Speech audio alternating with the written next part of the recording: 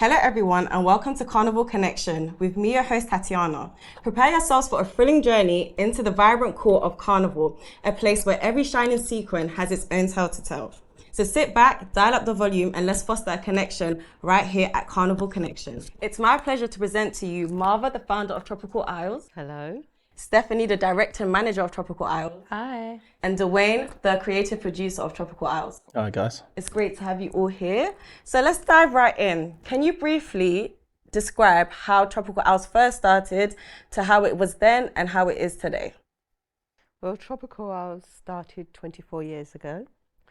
We started as a small group, and how it came about was my twin sister decided that she wanted to go on holiday. So she went on holiday to the Caribbean, and she said that she did Carnival, and that was the first time we ever heard about Carnival. And then I said, so she said, oh, she was bored. Is there anything we could do to keep the Carnival vibes up?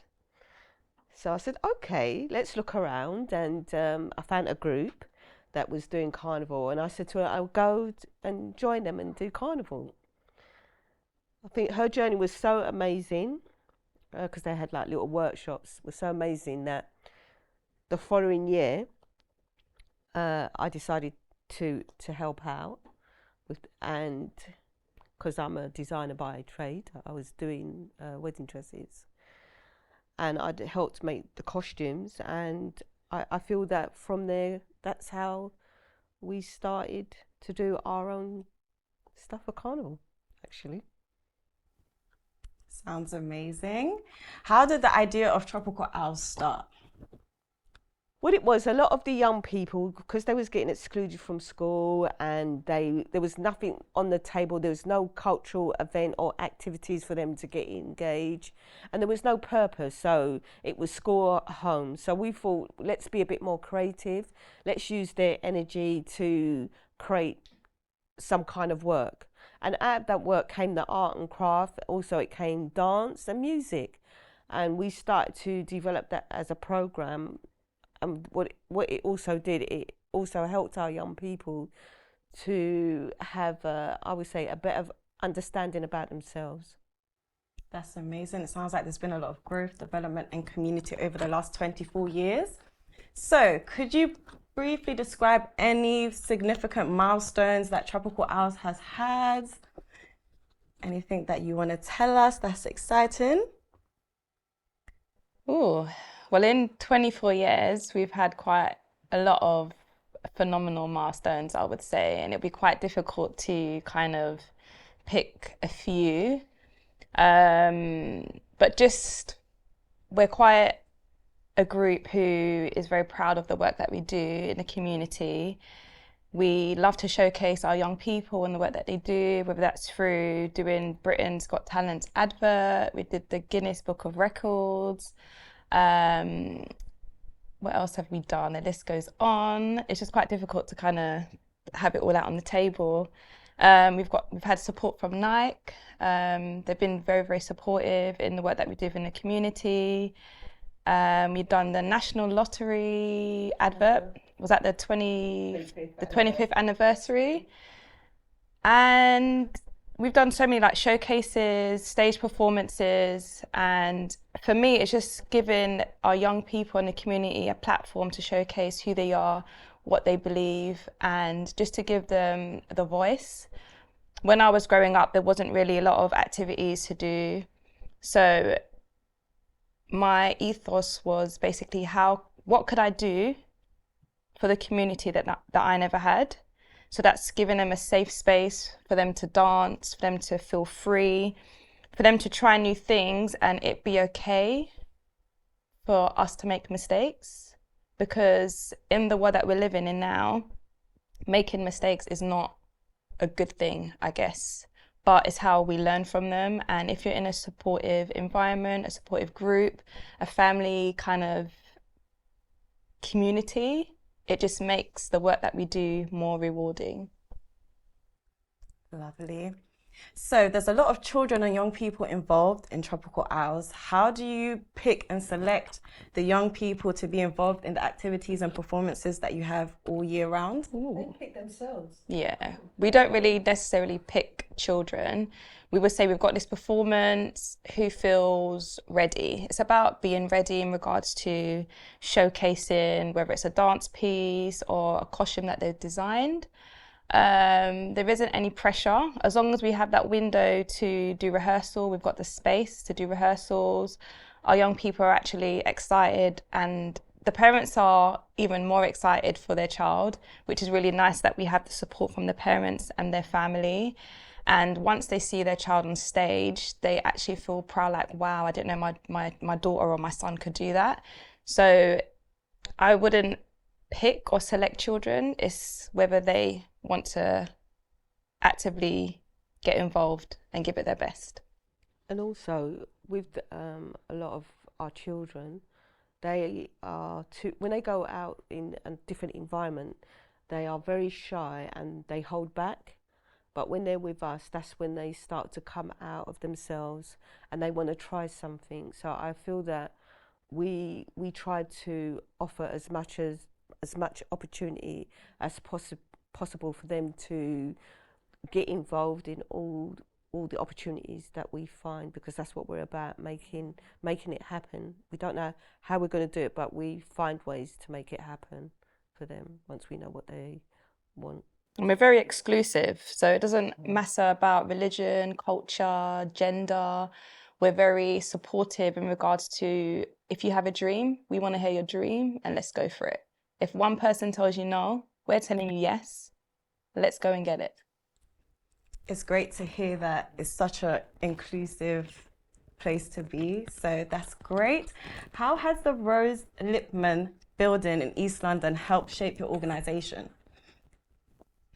The building has been, I would say, one of the greatest assets that we've had. It's become a safe place. I remember when we first went to Rose Lipman, it was in 2012.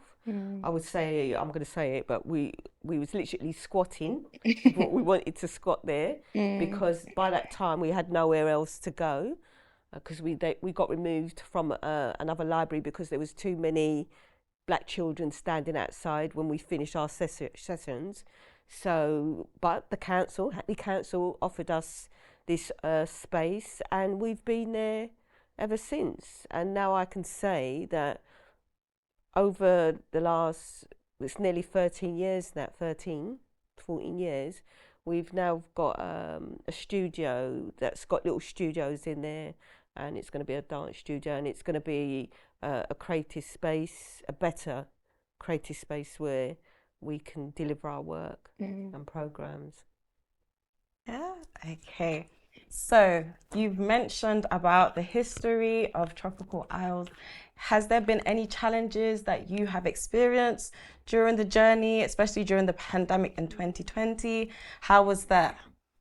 I think I could kickstart that one. I think it's been interesting because I think that's the time when I actually joined this amazing carnival band. And I could say throughout the positive things throughout the lockdown and throughout the whole COVID, though it was sad, but we kept the hub open. We utilized the internet. We utilized what we had to utilize, and we kept the community going, getting people to interact over the social media network. So I think that was a vital part in keeping it alive while there was so much going on. Did the carnival care package where we sent out to all the children who were at home, and what we asked them to do is, because we gave them feathers, sequins, glue, and they designed anything, face mask, and what we asked them to do is do a video and send us their story, what they've made. And it was really, everybody that received their box came back with a story, and the parents were really happy because it gave a sense of happiness that the children received a gift, a carnival. Yeah. Even though it was quite a challenging time for the world, being in the pandemic and just being scared to be in groups. I felt like when we started our, what do we call it? We didn't really have a name when we first started the camps that we was doing, but we started off with 5 children, and we basically did like stay and play where parents would drop their child off, and we had stay and play sessions where children would like do maths, science, and the parents will have respite. We're all qualified staff, and since then and now, starting off with 5, we now have over 120 children on register. So now we run Easter camp workshops and camps. Did I just say that twice? I did. Easter camp workshops and summer camps as well. And it's nice that we have the same children coming through our doors as well as new faces. So it just means that we're doing something right. And we're just very thankful for the support that we've been given through a lot of funders to keep our space running and our community happy. So. Amazing. So you've mentioned you've participated in various performances and national and international carnivals. What has been a moment that you can share, the most memorable experience you've had from either the events or any of the carnivals that you've participated in? The stress.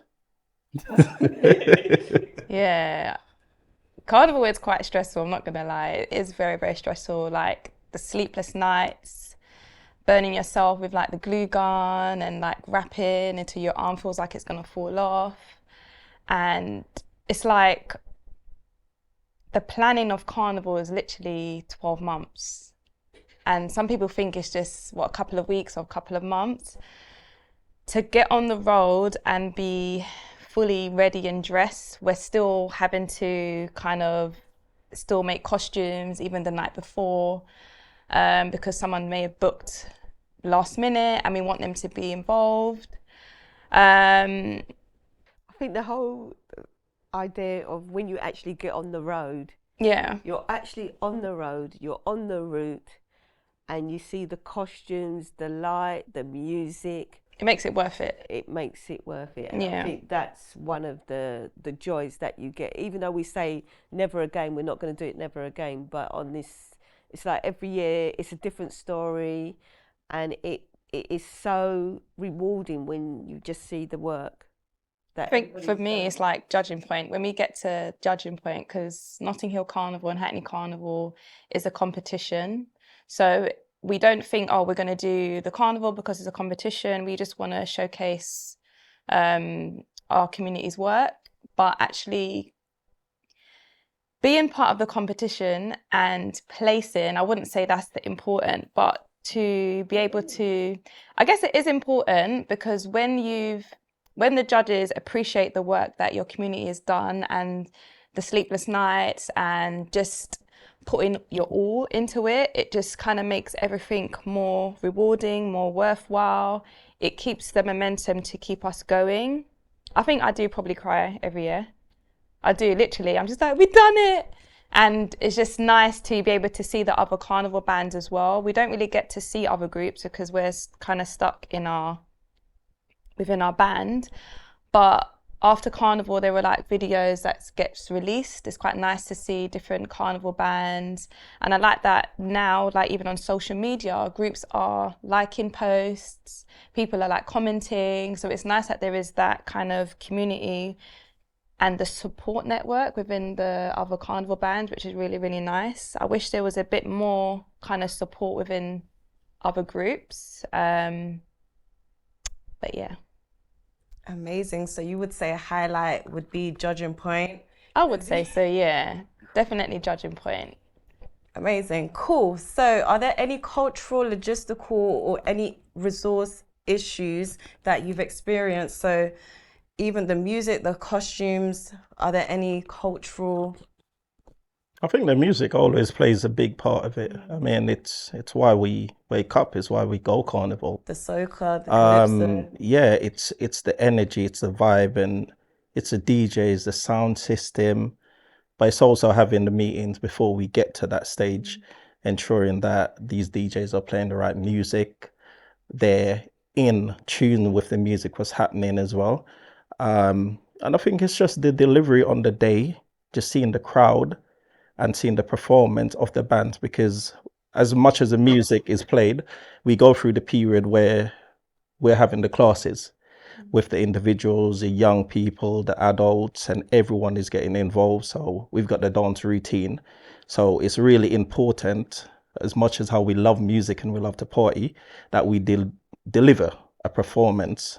And the music is such an important part of it, 100%. And even when you have a theme, again, we have to look at the music. How does it relate to the theme? How does it tell the story? And what it is, a lot of people don't understand that when you go, especially to judging point, everybody's got every group will have a story to tell. But sometimes it's not captured in a way, because sometimes you don't get that opportunity to play it fully the way that you want to play it. And just going back to, I was going to say about the carnival, especially with, I think, the young people, you don't see a lot of young people doing carnival because basically they can't afford it. And back in our day, we used to give away free costumes. I remember that. Yeah. Yeah. Costumes used to be free. Nobody paid for costumes. That was because we had enough funding to buy the materials, get them on the road. But as funding is very limited in what you do,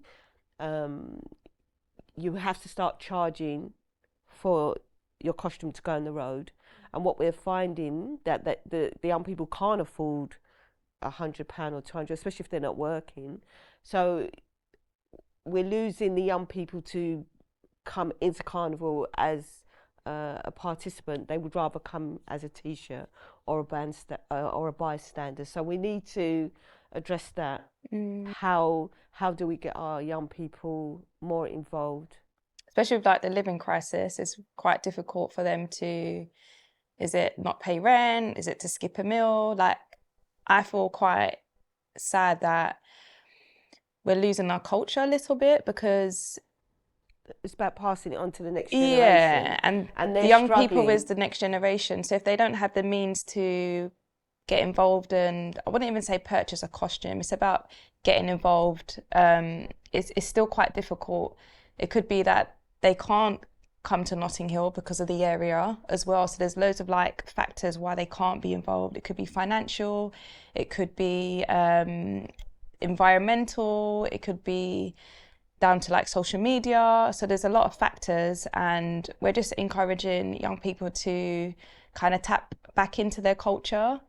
Sometimes when you say Soca, what's Soca? A lot of young people don't know that the little "no place like home," that's Soca, and a lot of people don't know that type of music is Soca. You got your Destra, your Alison Hydes, you got your lyrical. Like, Soca artists are phenomenal, and when we just get on the road and we hear the Soca, we want our young people to just feel liberated. We want them to feel like, do you know what? I want to do this, whether that's photography, designing a costume, whether it's choreography. There's so many different jobs out there within carnival and culture. I feel like it needs to be celebrated more, and we're kind of figuring out how we're going to embrace carnival and get it back on the map, because carnival is not a street party, it's a competition. Where's the camera? Which one is it? This one here. But saying that, we actually do it. What do we do? Because we do a lot of workshops for them. So I think we've always pulled them in to that workspace. Because when we do for example, the DJ workshop, we're actually bringing them in, and at the end of it, they get the opportunity to play on the float. So I think we've always had ways what we bring them in. Just like your dance class that you do, there's always someone who you will nominate. So there's lots of ways that we pull in these individuals, young and old. But it's just the financial. When we get them in, it's difficult for them to now kind of decide what it is they want to do financially. And we have to make that decision that we want them to come with us. So we would have to find resources. They get it for free. No, I'm joking.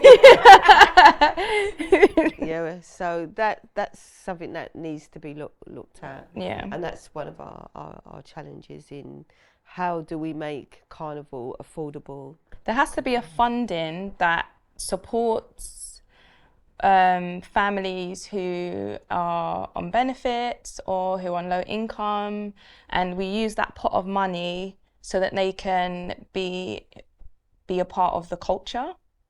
So maybe that's something that we could obviously look into. Yeah. And also, I'm going to say this, we are a national portfolio organisation. Award-winning. Award-winning. Award-winning. Come on, talk up the things. Which is funded by the Arts Council, and our work is about developing young carnival artists. And what we do, we look for industry mentors to come in and work with our young people, so that they get an idea. Because, like I said, carnival is a fruit where they can grasp, but around carnival and outside, there's other ways, there's other industries that links and cross over, but nobody wants to talk about it. So we try and open that up and make sure they get the benefits. Sounds like there's a lot that goes on behind the scenes that we don't know about. Securing accommodations for Carnival can feel overwhelming, but fear not. LTV Production and Travel Cruision have partnered with the Marriott Group to offer unmatched rates for this year's Miami Carnival, running from October 4th to October 17th. Explore our remarkable hotel offers courtesy of the Marriott Group. Don't wait. Check out the options now by clicking the link in our bio. So let's get into finance. How did the pandemic affect Tropical Isles? But during the pandemic, personally for me, I felt that we were very supported. I don't feel like we struggled that much, only because everything was online. So there was costume making, but it wasn't costume making to go on a street parade as such. It was more, how can we support the community? What activities could we do to help the morale, to help people feel safe, happy? So we was doing a lot of online dancing. We was giving the PPE care packages, so just offering whether it's hand gels and wipes, face masks. We actually made face masks for our community. We had stay and play sessions for children. We worked really, really hard during the pandemic. So I feel like we were just like Oliver Twist. Please, sir, can we have some more? We were just asking the community funders, this is what we want to do. Please help us. And yeah, we were supported in that aspect. I don't know if you guys feel... Yeah, we worked. We put the work in. Yeah, we never closed. We was, I would say, one of the organisations that stayed open throughout of the whole of the pandemic, giving support, finding ways how we could help other people that was still at home, too scared to come out. And we actually pioneered Camp Carnival, because we ran a carnival camp during the pandemic. We had our doors opened.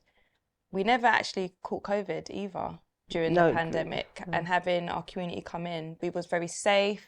We was checking temperatures. We was spraying everywhere. Yeah. I feel like even though it was quite a scary world to be in, it felt like a safe space because we were together and we were going through it together.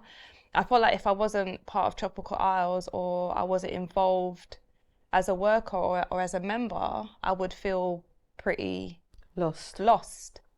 So if you're not with Tropical Isles, come and join us. That's your window to join us, by the way. I felt it was very hard. There was many challenges when members lost their family members or friend, and it was how do you comfort them?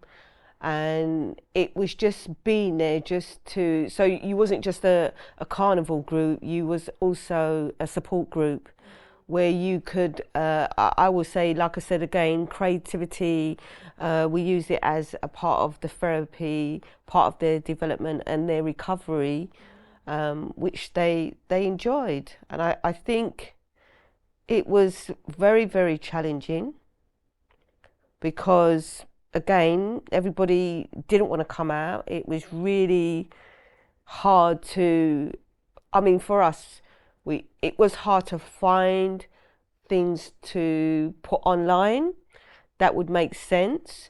And by talking to members and people, we actually done a sewing class, showed them how to use a sewing machine. And a lot of them would say they didn't want to do it online. It didn't feel authentic. So it's like, how do we have workshops that's not online, but that's in a safe space? So we had like maybe 5 people per session. And as long as everyone did like their COVID test and checked and they were negative, then we started to kind of open our doors a bit more and let in more people come in.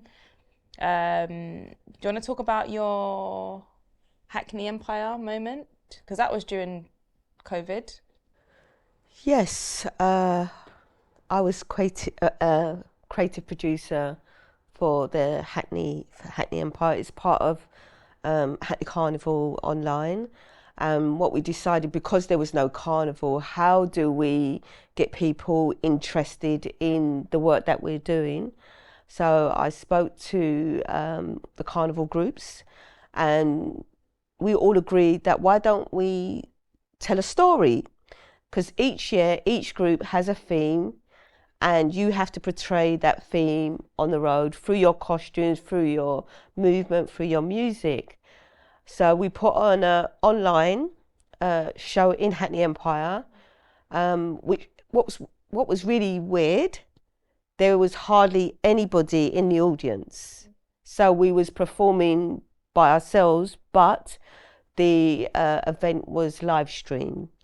So people got involved, they watched the show, and we had our mayor, Philip Graham, come to open and help host. We had Paige Keiki. We had Soca artists come as well. So it was a big eye opener that even though we was going through that, coming to the ending of the pandemic, people still wanted to do carnival and promote the work. Right. So after the pandemic, how did you manage to be on the road? Whereas some mass bands weren't able to make it onto the road, how did Tropical Owls make it onto the road? I think we begged, borrowed. Yeah. When we think about it, we don't know how we got on the road. How we got on the road. Because Carnival now is so expensive. It's not how it used to be, and we can't afford it. And it's actually sad to say that we can't afford to put our culture out there because everybody's trying to grab what little money there is. And I think returning back to the carnival, I feel the reason why we did get on the road was because of our friends that we made before COVID, like the truck drivers, the music system, the coach companies. They all wanted to come back and give support, and the caterers. And I think with that, they knew we didn't have any money, because I'm going to be honest, because nobody talks about it, and we paid off for it. We paid off because everybody thinks that carnival, you're getting all this money, but realistically, the money comes from the participants, because they're the ones that's going to cover you getting on the road. And I think that's not being mentioned. They think that groups come with a purse of money so that they can afford to put a truck, a music, but it doesn't go like that at the moment, unless you get funding. But the funding that you get is still not enough to get you on the road. So you have to beg, borrow and steal, but I'm not saying that we're stealing. And when I say steal, I mean it's to steal a favour, to see if somebody could give you time to pay off for a service that you couldn't afford in the first place. And it's not so much like the materials, like for costume making, it's the sound system, it's the truck. It's Even the a security company, he done us a favour. Yeah. He done us. Yeah, and I think if we were dormant throughout the pandemic, we wouldn't have gone on the road. Yeah. So it was a lot of hard work. Yeah, we wouldn't have gone on the road because we had to be a staple in the community, day in, day out. We couldn't rest. We couldn't say, all right, it's lockdown, so we're going to totally be locked down. We had to put in the work, put in the effort. And that's why we made it on the road. It wasn't easy. No. Blood, sweat and tears. Yeah, it wasn't A lot easy. of crying. Yeah. A lot of crying.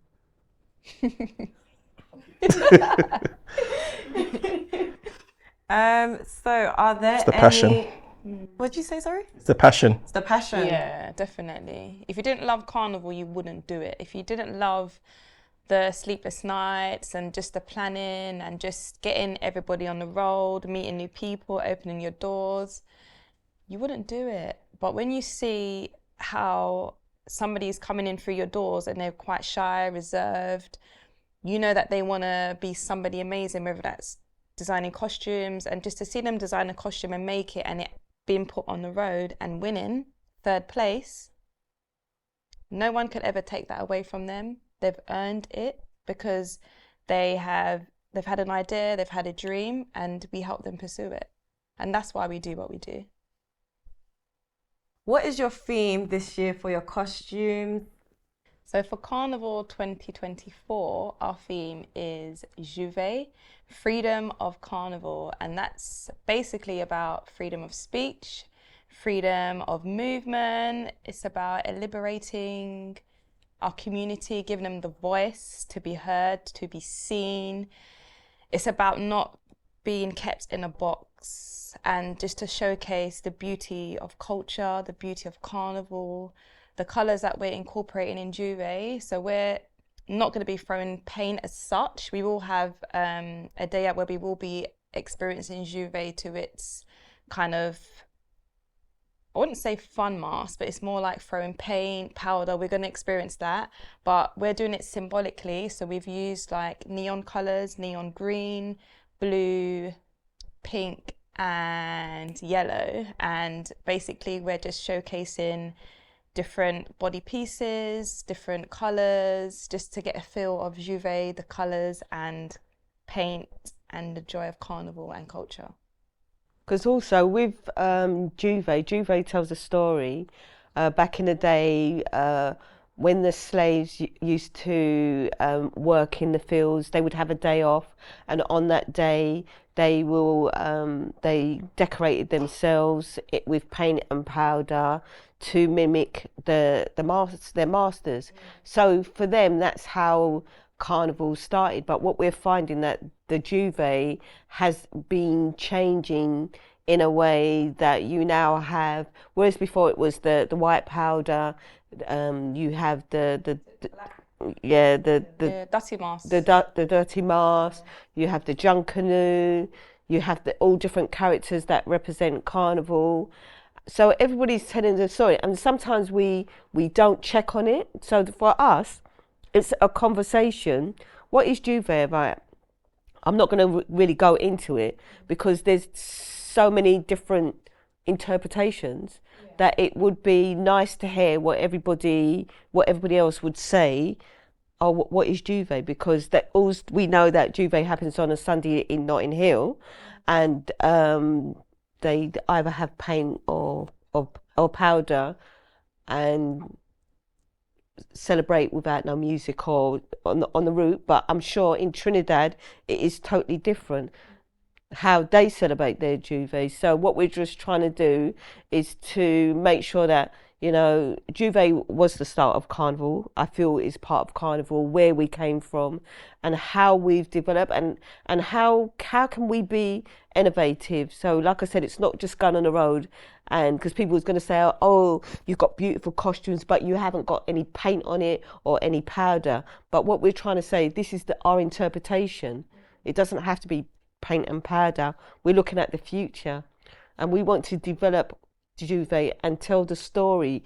We will be one of the groups that will be actually telling the story about Juve on the road. And no pressure for the choreographer.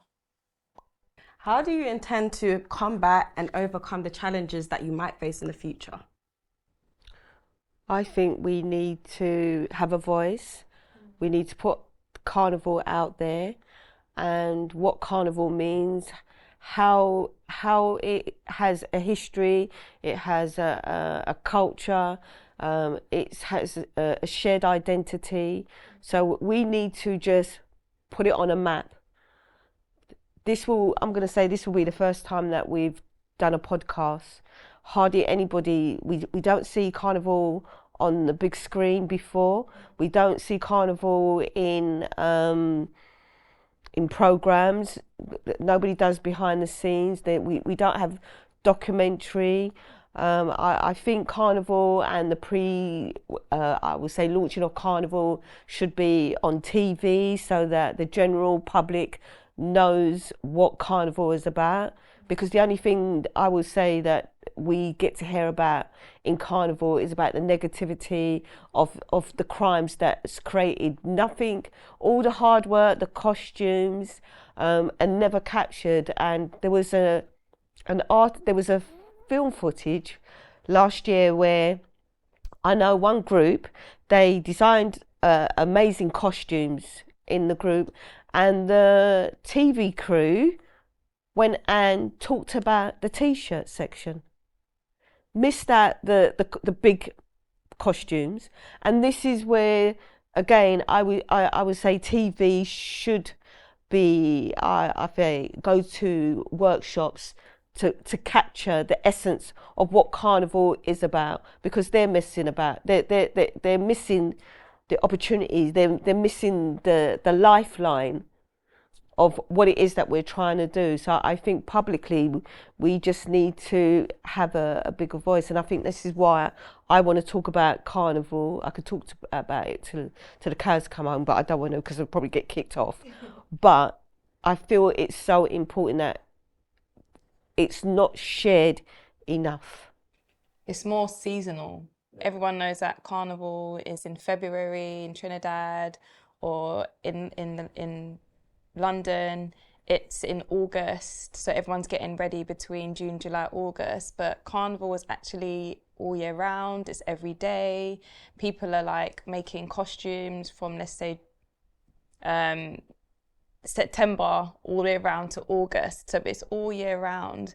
But if you're not involved in Carnival, you're not going to learn the logistics of how it runs and how it works, and what we need to make it continue and for Carnival to remain on the map.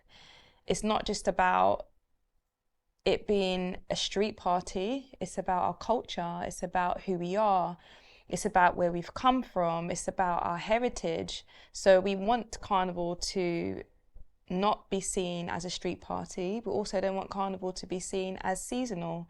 We want it to be included in schools. We want to see it on the TV. We want to see it literally everywhere. Even like any billboards. Do you know any billboards? Carnival billboards? So what we're saying, yeah, we don't see Carnival on the billboard, and if we do, it's not really showcasing Carnival. It's something that you're thinking, what is that? And it could be from a different country, Carnival from a different country. So I think we need to just have a voice. And I also want to say, why can't Carnival artists be paid for the work that they do? So we help the economy. We have this big parade, over 2 million people turn up. We have like 800 designers and artists that come together just for that weekend, but they're working all year round, and most of their work is voluntary, or they have to charge people to pay for their costumes so they can pay their bills. So we need to add that into, I would say, the state of play, to have that conversation. Yeah. It needs to be how it used to be, where it was funded because it was seen as something important in the community, as our Black culture, our Black heritage. It needs to be more, it needs to be seen as importance for the next generation. Otherwise, we're going to lose Carnival altogether. And I think we're doing a good job of maintaining that so far. Definitely. Right. So finally, what have you put in place for the future to further the mission and impact for Tropical Owls? When the young people come through our doors, I just see them as the next generation. So I know I won't be there, let's say, quote, not obviously forever, but it's just about passing the baton on to our next generation, and for us to teach them, show them, we're their mentors. So if it's fashion, they want to learn how to use a sewing machine, or if they want to design a costume, we support them in that. We have workshops. Whether they want to do choreography, they come to class. When they develop more confidence, they can teach a class. If it's photography, we give them equipment, so they can practice using the cameras. If it's DJing, they can come to class, they can do a live DJ workshop. And then the next step for them will be to DJ on the truck for Notting Hill. So I don't know if Dwayne, you want to quickly share about that in regards to the next generation for the DJs? Yeah, the next generation looks hopeful. In terms of music is always evolving. And I think it's important that we bring the young people into our space. Sometimes the older we get, we miss certain things.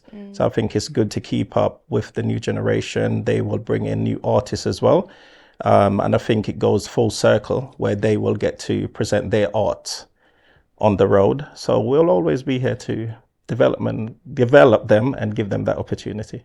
Thank you for watching. Before I let you go, please check out our sponsor, Travel Cruision, for all things travel, and stay tuned for the next episode.